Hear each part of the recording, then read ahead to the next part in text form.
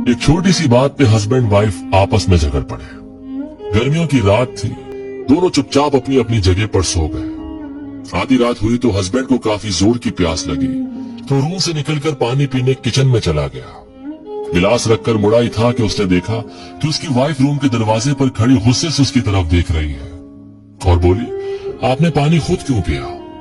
तो हस्बैंड बोला, हाथ थोड़े ना टूटे हैं, खुद भी पी सकता हूँ, किसी का मोहताज नहीं। इस पर वाइफ ने हस्बैंड का गिरेबान पकड़ लिया।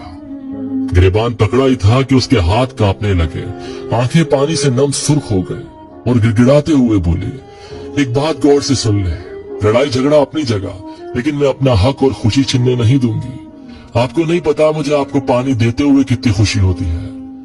उसने कहा ही था कि हस्बैंड ने कस के उसे अपने सीने से लगा लिया और सारा झगड़ा वही खत्म कर लिया। 10 साल बाद आधी रात को हस्बैंड पानी पीने के लिए उठा।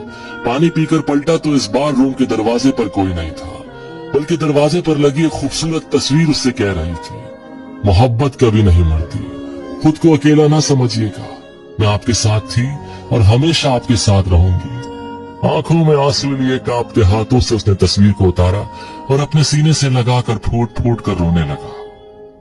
कदर कीजिए उन रिश्तों की जो खुद से ज्यादा आपकी फिक्र करते हैं। खुश रहिए, मोहब्बत से रहिए, लड़ाई झगड़ों से